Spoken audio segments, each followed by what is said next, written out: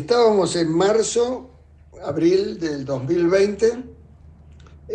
COVID-19 fue declarado una pandemia.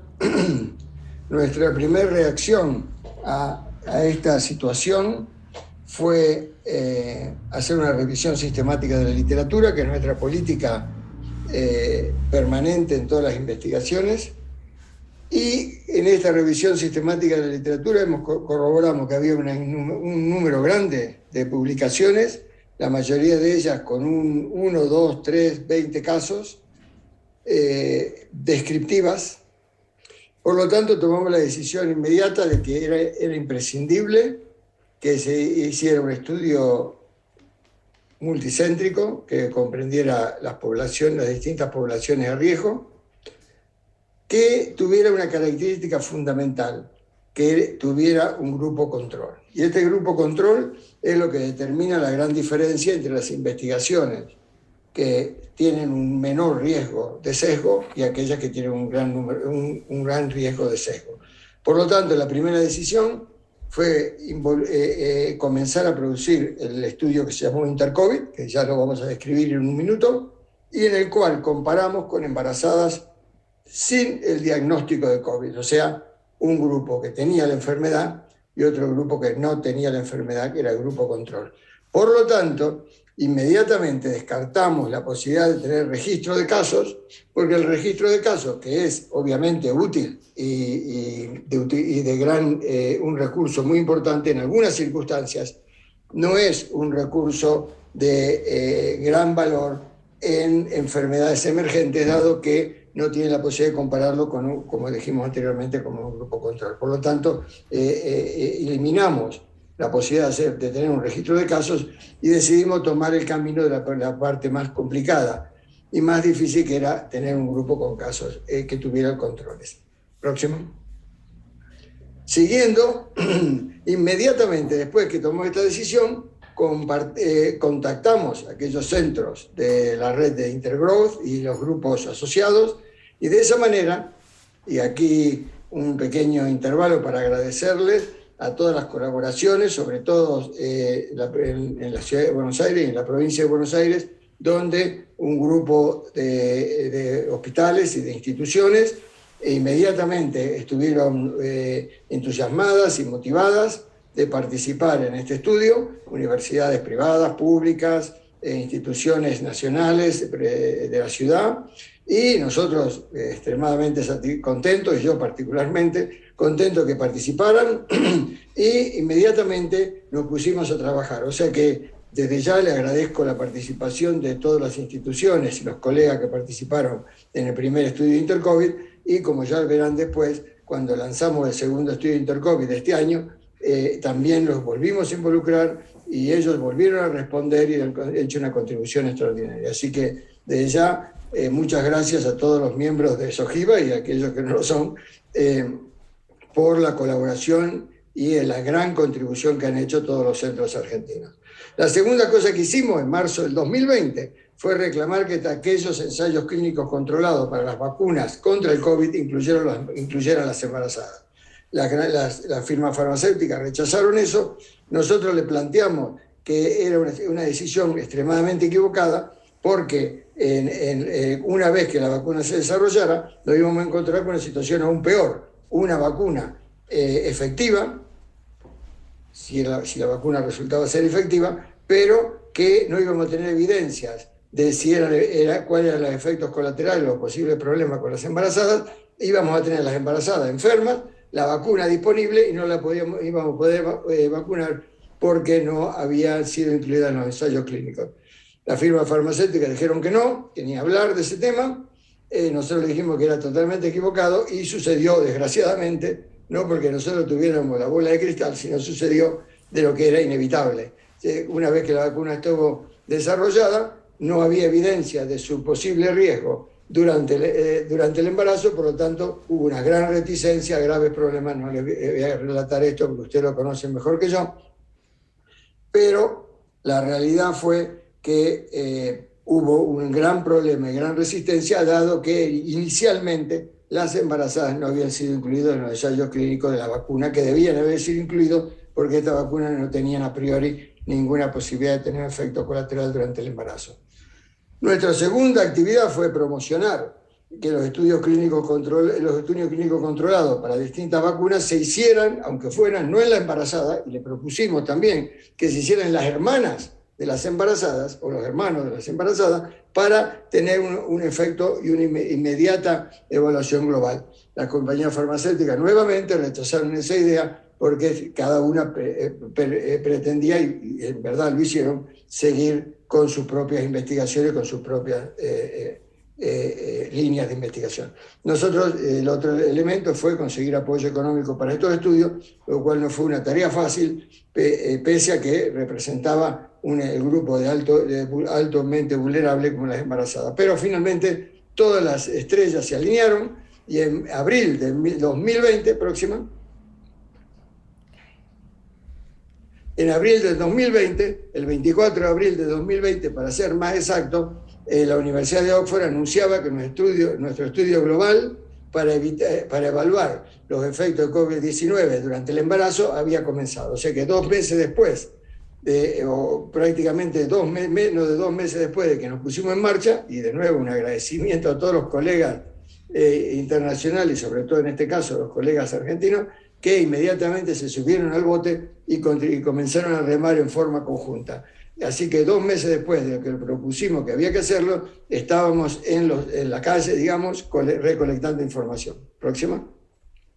Y este estudio se implementó en 18 países, 43 hospitales, aquí tienen la distribución, tienen el marcado donde está en la República Argentina, y ya tiene toda la otra distribución. Próxima. Y este estudio fundamentalmente compara mujeres con el diagnóstico de COVID-19 en el embarazo, confirmado por laboratorio, pero en esa época, en abril, mayo del 2020, todavía no todos los test de confirmación de laboratorio estaban disponibles, así que nos vimos forzados a incluir mujeres que tenían radiografía sospechosa de COVID-19 y aquellas que tenían 2 o más síntomas de COVID-19. O sea que en esa época era lo mejor que se podía hacer. Ahora en la segunda edición de Intercovid ya tenemos todos diagnósticos. Y, más importante de todos, comparado consecutivamente y concomitantemente con mujeres sin diagnóstico de COVID-19 durante el embarazo, embarazadas identificadas concomitantemente en el control prenatal, en hospital y en el parto, 2 mujeres sin control, sin el diagnóstico contra una mujer que tenía el diagnóstico, para aumentar el poder. Ustedes saben que si uno aumenta el número de controles, cuando los controles son fáciles de recolectar, aumenta el poder del estudio.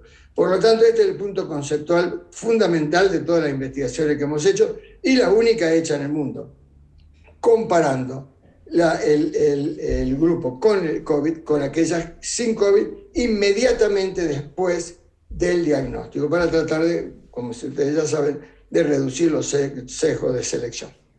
Próximo.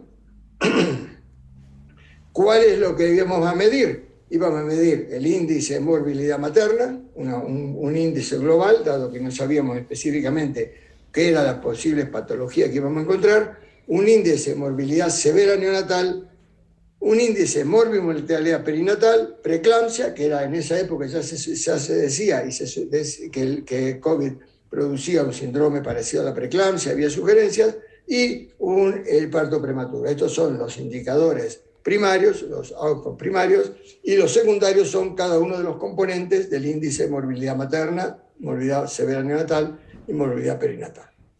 Próxima. Este es el artículo salido publicado.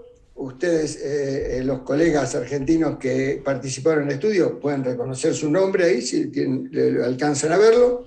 Y el artículo finalmente salió publicado en el 2021 en la revista JAMA Pediatrics. Ha sido un impacto extraordinario porque era la primera publicación con un número de casos importantes, pero que tenía un grupo control. Y eso marcó la gran diferencia. Al día de hoy, esta publicación en menos de un año ya tiene como 450 citas, por lo tanto había una necesidad imperiosa de esta información. Y de nuevo les agradezco a los colegas que participaron. Si uno lo mira detalladamente los va a encontrar cubriendo una buena gama de instituciones. Próximo. Y esto es lo que pasó en el estudio. Reclutamos 2.130 mujeres, de las cuales 706 tenían el diagnóstico de COVID y 1.424 era el grupo control.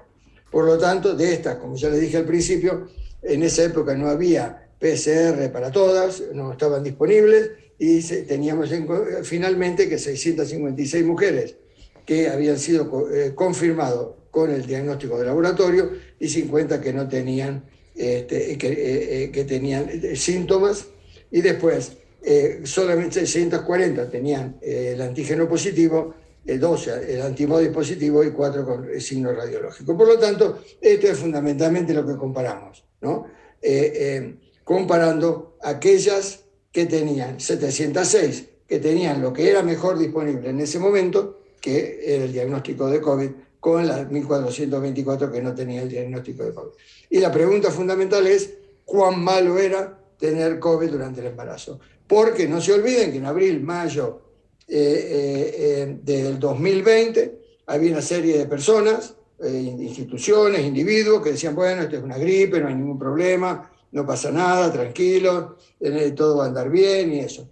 Obviamente la historia demostró que no era una gripe simple, pero la pregunta fundamental es qué pasa a las embarazadas. Y la respuesta en esa época es, bueno, la embarazada es normal, no pasa nada con el embarazo, es como si fuera una persona no embarazada. Nosotros dijimos, bueno, esta es la comparación, vamos a ver cuáles son los resultados. Próximo. Y esto es lo que evaluamos, estos son los resultados de COVID-19 durante el embarazo. Aquí en la parte izquierda de la diapositiva tienen los resultados que estábamos interesados, y abajo son los riesgos relativos, o sea, el riesgo aumentado comparado con las que no tenían COVID. Y la próxima, ¿pueden pasar a pasar? Y estos son los resultados que encontramos. Ustedes ya están familiarizados, algunos de ustedes habrán leído el artículo original, ha sido reproducido en múltiples formatos, pero hay y se ven de 1 a 9 un aumento de riesgo. Todas las outcomes que hemos estudiado, salvo retardo del crecimiento, tenían un aumento mayor durante el embarazo comparado con las mujeres que no tenían COVID con controles, como le dije anteriormente, concomitantes. O sea que la morbimortalidad materna era 2 veces más alta, preeclampsia casi más de 2 veces, un aumento importante de infecciones, un aumento importante de la materno, de admisión a cuidado intensivo, un aumento dramático de la mortalidad materna, aumento de parto prematuro, de bajo peso al nacer, de la severidad neonatal, materno-infantil, y también de un aumento del índice de severidad perinatal. O sea, en resumidas cuentas, comparado con el grupo de mujeres embarazadas que no tenían COVID, de las mismas instituciones recolectadas en el mismo momento y después, inmediatamente después de haber identificado un caso, el COVID durante el embarazo aumenta dramáticamente y radicalmente los riesgos de la mayor cantidad de casi todos, salvo retardo del crecimiento intrauterino, de las patologías del embarazo. Retardo del crecimiento intrauterino es lógico porque esto es una enfermedad que dura pocas semanas, así que no era de esperar que iba a producir un retardo del crecimiento, pero sí en las otras entidades. Próximo. Ahora, ¿cuál es la infección neonatal? En este estudio habíamos demostrado que sí, casi un poco más del 10%, en el caso acá 12.9%, de los recién nacidos, ¿no? Eran COVID positivos, ¿no? En el periodo neonatal, así que las posibilidades de la infección eran innumerables. Ahora, lo que sí es muy importante de la parte clínica es que las cesáreas estaban asociadas con los recién nacidos positivos. No conocemos en ese momento, y seguimos sin conocerlo exactamente cuál es el mecanismo exacto, pero el riesgo relativo ajustado era 2 veces mayor y estadísticamente significativo si habían nacido por cesárea. Por lo tanto, la conclusión clínica y práctica que teníamos en ese momento y que se mantiene hasta el momento es que los embarazos, la indicación de cesárea durante una mujer positiva de COVID no debe estar basado solamente en la positividad, no debe estar basado en la positividad, debe estar basado en la necesidad clínica. Si no hay una necesidad clínica o perinatal de tener una cesárea, no es buena idea porque hay sugerencias, o por lo menos evidencia en estas investigaciones, que hay un aumento de la contagio, de la infección neonatal. Por lo tanto, solamente indicaciones clínicas.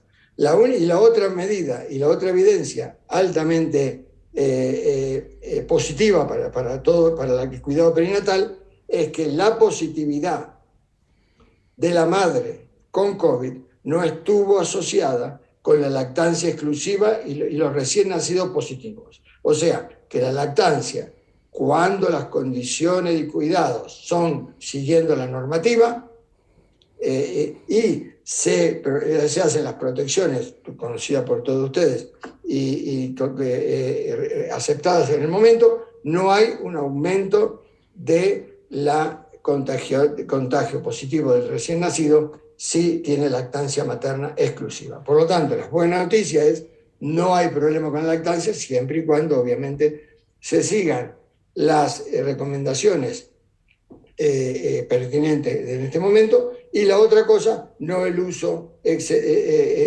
innecesario de cesáreas en mujeres positivas si no hay una indicación materna neonatal. Próximo.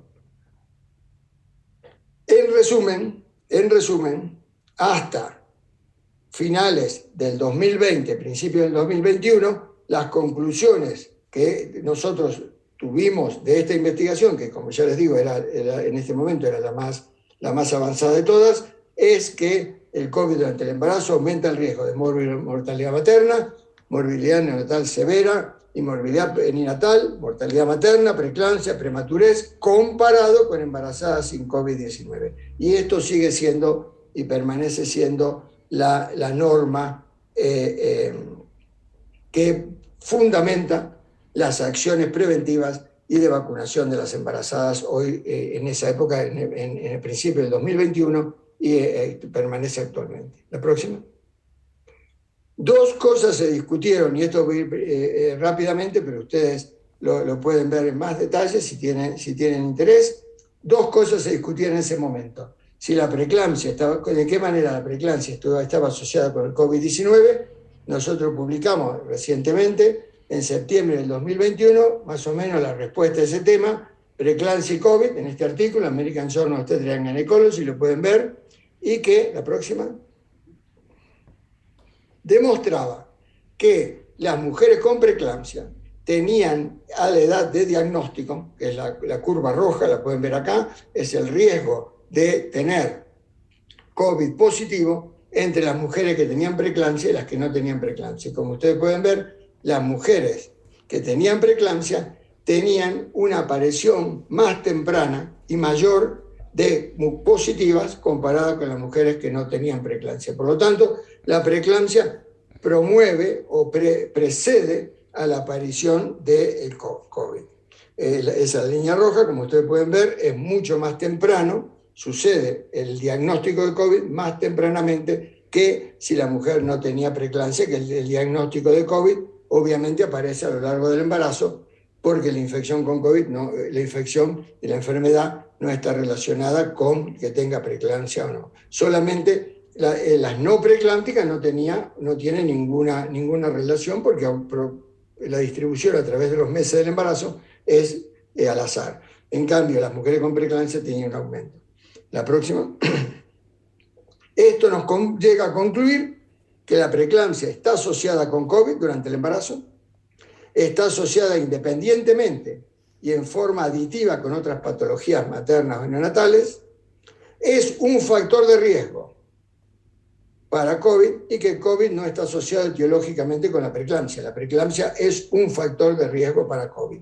Y creo que este artículo nuestro de la primera parte del Intercovid resolvió o cerraba esa discusión. La próxima discusión que había era cuál era el efecto de diabetes en el COVID y el sobrepeso. Este también es un artículo del mismo grupo, que los argentinos que estén viendo pueden mirar y ver sus nombres, que también publicado durante el 2021 en American Journal of Obstetrics and Gynecology, demostraba, la próxima, que hay un alto riesgo de infecciones en embarazadas con diabetes gestacional, especialmente en aquellas que eran insulino dependientes. O sea, que la diabetes gestacional aumenta el riesgo de COVID, la diabetes mellitus dobla el riesgo de COVID y el sobrepeso también. O sea que los factores de riesgo, y esto comprueba, durante el embarazo, la preeclampsia, un factor de riesgo para COVID, la obesidad, diabetes o sobrepeso, otro factor de riesgo, lo cual confirma con las evidencias que se conocían con aquellos que eran no embarazadas. La próxima.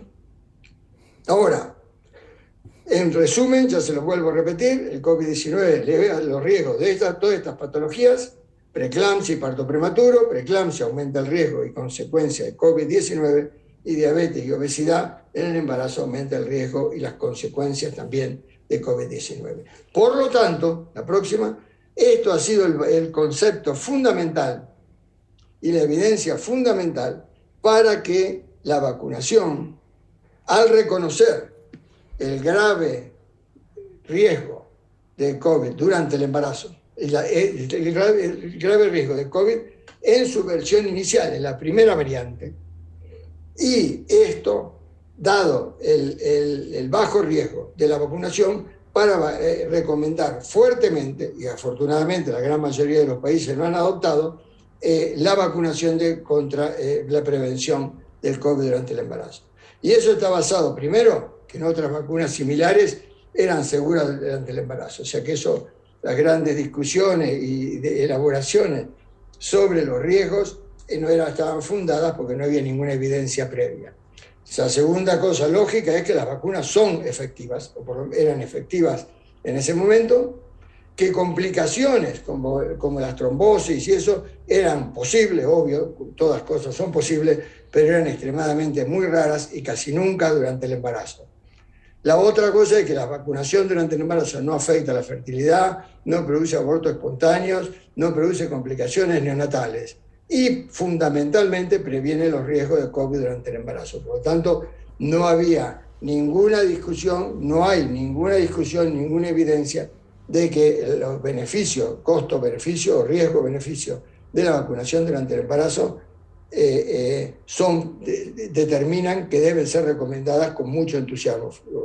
Afortunadamente, la gran mayoría de los países, Argentina tomó una posición inmediatamente promoviendo la vacunación y ha logrado prevenir grandes consecuencias o consecuencias que ya conocíamos lo que iba a pasar. Por lo tanto, esto es una política a seguir y estamos extremadamente contentos y agradecidos a todos los colaboradores que participaron en estos estudios porque permitieron solidificar las evidencias y promover una acción de salud efectiva.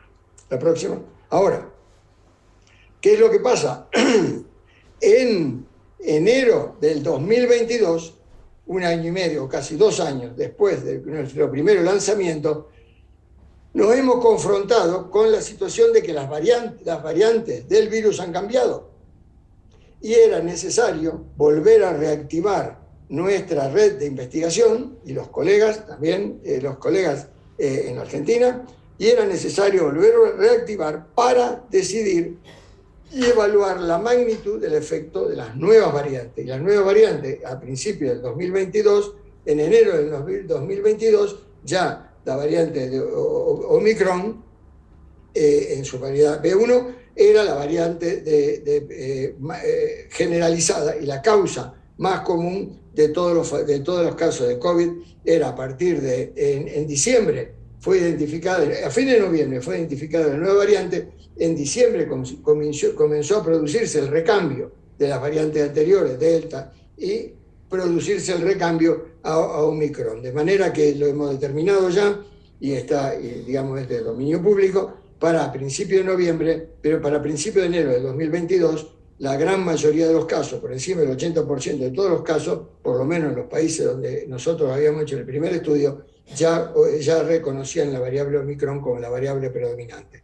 Por lo tanto, el 15 de febrero del 2022, luego de haber tenido conversaciones con la red de investigadores, y en el caso particular de la Argentina, estoy extremadamente contento y orgulloso de que la respuesta fue aún mejor que la del primer estudio de Intercovid. En el Intercovid número 2, la Argentina y sus hospitales han tenido una presencia muy importante, muy significativa, y obviamente tanto de la Universidad de Oxford como mía particularmente, agradecerles toda esta colaboración. De esa manera, nuevamente, 2 años después, bueno, casi 2 años después, en la página web de la universidad, el 14 de febrero, anuncian que se comienza el estudio global para evaluar los efectos de COVID en las variantes y en la vacunación durante el embarazo. Y este estudio, la próxima, involucra más o menos los mismos países anteriores, 18 países en el mundo, 41 centros. Ven en la Argentina las marquitas son mayores, pero son grandes, pero ya hemos expandido, hemos salido de la provincia de Buenos Aires y tenemos centros que han colaborado y por los cuales estamos extremadamente agradecidos también en otras partes de la Argentina que no se ve en detalle porque el redondelito es más grande que el país, digamos, que la región. Pero, de todas maneras, extremadamente agradecido por su colaboración. La próxima. Y la pregunta vuelve a ser la misma. No cambiamos la pregunta. La pregunta es, con mujeres con diagnóstico COVID-19 en el embarazo, confirmadas todas por laboratorio, en la cual sabemos, aunque no hicimos detalle genético de cada una de las pacientes, de la cual variante era, pero que Omicron es la variante predominante ya a principios de enero del 2022, comparada con aquellas que no tenían diagnóstico COVID-19 durante el embarazo, identificada inmediatamente en el control prenatal, hospital y parto, usando la misma metodología, los mismos formularios, la misma hoja, la hoja de recolección de datos y la misma estrategia que en el estudio anterior. La próxima.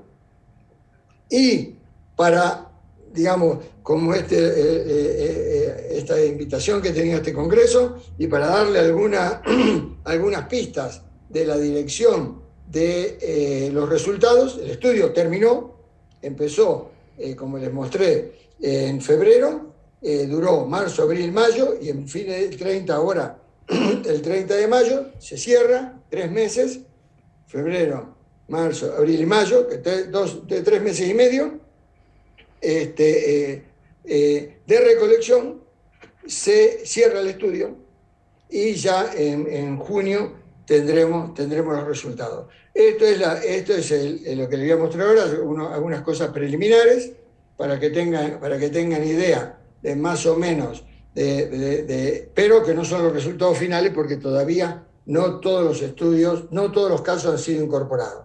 Pero fundamentalmente ahora hemos aumentado considerablemente la muestra del estudio, 3.843 mujeres, que esto es hasta principios de mayo. O sea que para principios de junio, cuando esté todo cerrado, vamos a llegar, en vez de 1.321 mujeres con COVID, vamos a tener casi 1.600 mujeres con COVID en principio de junio. Y el grupo control va a tener, digamos, el doble. En vez de 2.500 va a tener 3.000, un poco más de 3.000. O sea que hemos aumentado dramáticamente la muestra, y la razón que hemos aumentado dramáticamente la muestra es que esta cepa se conoce ya, esta variante ya se conoce que es menos agresiva, que tiene menos patología que la anterior. Por lo tanto, necesitábamos una muestra mayor. La próxima, sigan. De estas y aquí hemos incorporado el estudio del efecto de la vacunación. Y de esta manera pueden ver que hay dentro de las diagnosticadas 785 que habían sido vacunadas, 499 que no habían sido vacunadas, y entre las que tenían el diagnóstico de COVID, 1.600 habían sido vacunadas y 777 no habían sido vacunadas. De manera que esta es la población que vamos a estudiar. Ahora, les recuerdo, estos no son datos finales, esto es solamente una aproximación para mostrarles un poco en qué dirección vamos y que el número de pacientes es considerablemente mayor, lo que va a poner este estudio un estudio más completo y detallado sobre el tema de COVID durante el embarazo. ¿El próximo? ¿El próximo? Bueno, entonces, ¿cuáles son las preguntas que vamos a contestar? Y las preguntas que vamos a contestar es, primero, ¿cuál es el efecto de COVID-19 Omicron sobre las madres y sus recién nacidos en la población general de mujeres embarazadas entre enero y mayo del 2022? O sea que datos más frescos de esto es imposible porque todavía ni siquiera terminó el mes de mayo. Y la pregunta es, ¿cuál es el efecto de la variante Omicron en la población general? Porque en la población general hay muchas mujeres embarazadas que, uno, pueden haber tenido COVID antes, o dos, pueden haber estado vacunadas. Y la segunda pregunta es, ¿cuál es el efecto de COVID-19 Omicron sobre las madres no vacunadas y su recién nacido entre enero y mayo del 22? Y la razón por la cual hacemos esta diferencia, porque la primera pregunta es la situación de qué es lo que ocurre ahora con estas embarazadas, y en la población general, ya les digo, muchas de ellas expuestas al virus de una manera o de la otra, o produciendo anticuerpos. Y la segunda es cuál es la variable, el efecto puro de la variante Omicron sobre las madres que no estaban vacunadas, de manera que nos permita comparar esto con los estudios anteriores donde no había vacunas, ¿no? Entonces, solamente la próxima, con una pequeña aproximación, bueno, como siempre, mantenemos las medidas de outcome, el índice de la morbilidad materna, la morbilidad severa neonatal, la morbilidad perinatal, preeclampsia y parto prematuro. O sea que mantenemos toda la misma situación que en el estudio anterior para mantener una integración y una coordinación entre todos los estudios. La próxima. Y esto más o menos les muestra, para que tengan una idea, todavía no son resultados finales, pero para mostrarles que también como les mostré en la diapositiva anterior, aquí es los outcomes y el riesgo relativo, 1 a 3 aumentado, y esto muestra que la morbimortalidad materna Omicron mantiene un aumento más moderado que el anterior, pero sigue manteniendo un aumento en la patología materna. En la preeclampsia también un aumento significativo del riesgo de preeclampsia y un aumento significativo del aumento de infecciones maternas. O sea que sí, en la población general y en esta población general hay también mujeres que pueden haber estado vacunadas o que han tenido la enfermedad. Sí produce un aumento de la morbilidad materna, aunque menor. Con el efecto neonatal prácticamente desaparece. O sea que el efecto neonatal, que básicamente estaba transmitido a través del aumento de parto prematuro, no tiene un efecto Omicron, pero sí sigue teniendo sobre las madres. ¿Y la próxima? Esto es ahora el efecto sí en las mujeres no vacunadas. ¿Y cuál es el objetivo? Es ver cuál es el efecto puro de Omicron sobre el embarazo siempre en mujeres que no tenían ninguna protección. Y como ustedes pueden ver, que en las lineitas rojas hay una persistencia, pero un aumento. Quiere decir que ya ustedes pueden ver que hay un efecto protector de la vacuna en el embarazo. Hay un aumento mayor en preeclampsia, un aumento de infecciones y ya se empieza a ver un aumento de las admisiones maternas en la unidad de cuidado intensivo. O sea que en el grupo no vacunado, el patrón de Omicron sobre la morbilidad materna está presente y entre las no vacunadas está aún más presente. Es más moderado, y es más moderado, eso sí, que durante la variante inicial del virus, la variante salvaje del virus, más o menos. No hay efecto, de nuevo, sobre los resultados neonatales. Y en la próxima, y esta es la comparación con el primer artículo de Intercovid. Y la comparación del primer artículo de Intercovid muestra que es la verde, que demuestra dos cosas. Una, que el Omicron tiene menos patología que la variante salvaje, la variante inicial del virus. Y que la vacunación sí protege más. Pero ambos muestran en la población general que, aunque haya un declive del efecto en la patología materna, sobre todo, permanece un aumento de riesgo. O sea que no es una gripe normal, básica, que a cualquier embarazada le pasa y no pasa nada. No, la morbilidad materna, preeclampsia, las infecciones y el riesgo de admisión en cuidado intensivo aumentan en la población general, aumentan en las no vacunadas, lo cual es un mayor incentivo para la vacunación, y aunque es menor que en la primera epidemia del 2020. Por lo tanto, es importante mantener la visión y el ojo muy abierto, porque esta es una variante que es menos patológica, pero sigue siendo bastante agresiva para con la morbilidad materna, aunque es menor, como le decía. Ahora, lo que le quería mostrar es esto, una cosa importante, que es el patrón, con esto termino, ese es el patrón de vacunación que hemos encontrado en las 3.843 mujeres alrededor del mundo. Y pueden verse que el 63% de todas estas embarazadas estaban vacunadas. Por lo tanto, un mensaje es, alrededor del mundo se ha hecho un esfuerzo muy importante para vacunar a las embarazadas, pero todavía un 40% siguen sin estar vacunadas. O sea que ahí hay un mensaje directo en salud pública para la población general en el mundo, no sé la cifra exacta para la Argentina, pero que hay un porcentaje importante de mujeres embarazadas que no están vacunadas para nada. Y que solamente el 35% en esta población, de casi 4.000 mujeres, solamente el 35% tenía la dosis completa. Y solamente el 19% tenía el refuerzo. En un momento dado en el cual la disponibilidad de vacuna ha dejado de ser un problema. Todo el mundo tiene vacuna y cualquiera que camina en un centro de vacunación, en casi todos los lugares del mundo, hay disponible. Por lo menos en los lugares donde nosotros hemos hecho estas investigaciones.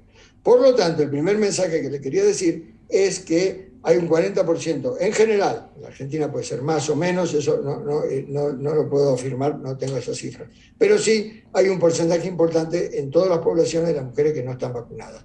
Y que solamente un 35% en estas poblaciones, puede ser distinto en otros lados, pero 35% más o menos son las que tienen la vacunación completa, que es casi seguro que sea la que es requerida para tener una protección completa en este momento de la pandemia.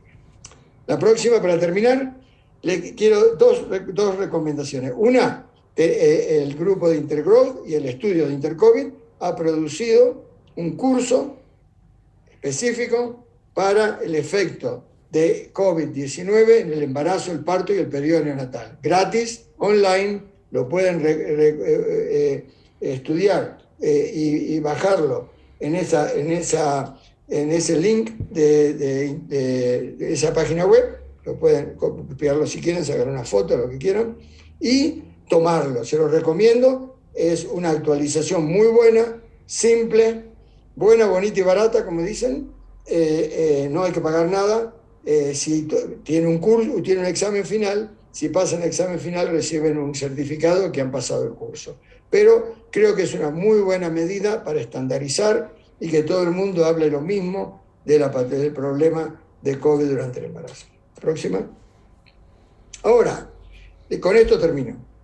Pero les quiero dejar un mensaje, y aquellos que tengan alguna curiosidad lo pueden ver en este artículo, Nature Review de Microbiology, en el 2022, en mayo del 2022, ya de ahora, pero lo leí y me pareció extraordinario, una clarificación muy importante para ustedes, todos colegas, en la práctica médica actual, para que lo compartan con sus pacientes y con quien quieran, que es lo siguiente. Los virus en general, cualquier virus, tiene una evolución biológica para aumentar. Su objetivo fundamental en la vida es aumentar la transmisión y evadir la evolución y tener una evolución antigénica para escaparle a las reacciones inmunológicas. Eso es el punto clave que todo el mundo tiene que tener claro. Estos virus, todos los virus en general, tienen como objetivo aumentar la transmisión, defenderse de los ataques inmunológicos. Omicron y sus mutaciones han demostrado considerable escape inmunológico. Por lo tanto, tienen la capacidad de infectar individuos que ya tienen inmunidad, vacunados o infectados previos. Esto es un resumen de lo que se sabe. La próxima. Pero este es el mensaje final que le quiero decirle. La virulencia del virus, o sea, la patología, o sea, que la gravedad de la enfermedad que produce no es una necesidad biológica del virus, es solamente un subproducto muy complejo. En otras palabras, los virus no se vuelven buenos. Los virus pueden tener mayor o menor patología basada en una serie, y eso no es una demanda biológica del virus, es un subproducto muy complejo. En el embarazo, Omicron tiene menos virulencia que las variables previas. Ahora, con esto el mensaje final, la baja virulencia de Omicron hoy no es predictor de la virulencia de las variantes futuras. Por lo tanto, es fundamental que todo el mundo entienda esto. Este virus no se ha vuelto bueno. Ha mutado en una dirección y como subproducto tiene menos patología. Puede mutar en otras direcciones y no hay ninguna garantía que va a ser de más baja virulencia. Por favor, compartan este concepto con todos sus médicos. Muchas gracias y saludo a todos los colegas argentinos. Adiós.